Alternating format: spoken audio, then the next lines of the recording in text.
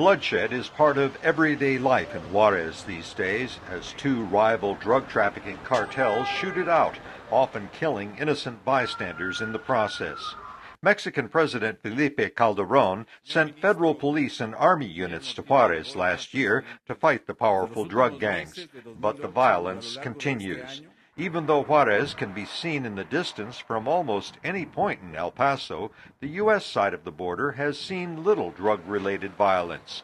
University of Texas at El Paso professor Howard Campbell says more effective law enforcement has kept El Paso relatively safe for now. Juarez last year had approximately 1,600 drug-related murders, and El Paso, I believe, in the whole city had something like 16.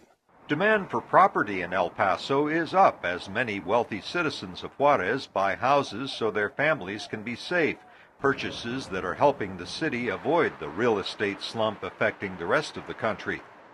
We've heard stories recently that some of the most prominent families of Juarez essentially now are living in El Paso and trying to manage their business interests from El Paso and very seldom even going to Juarez. Still, thousands cross the bridges over the border each day, and the commerce that links the two cities continues.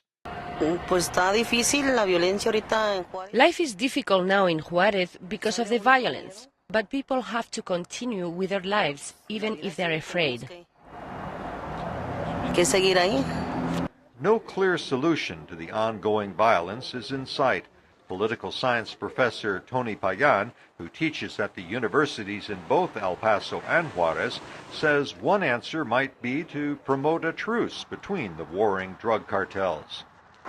It's not the kind of peace that you want, but it is peace nonetheless. That is, there are no more shootings and no more bodies in the streets. But security analyst Fred Burton at the Austin, Texas-based Stratfor company thinks more U.S. assistance is needed if Mexico is to win the war against criminal gangs. With a country at war right next to ours, I think there should be a lot of attention given to this problem.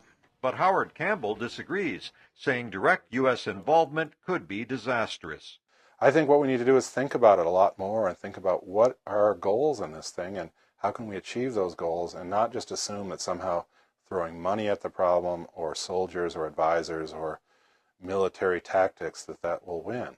Campbell is among those who believe drug violence will not subside until something effective is done to curtail demand in the United States and drastically reduce the profits over which the drug gangs are fighting.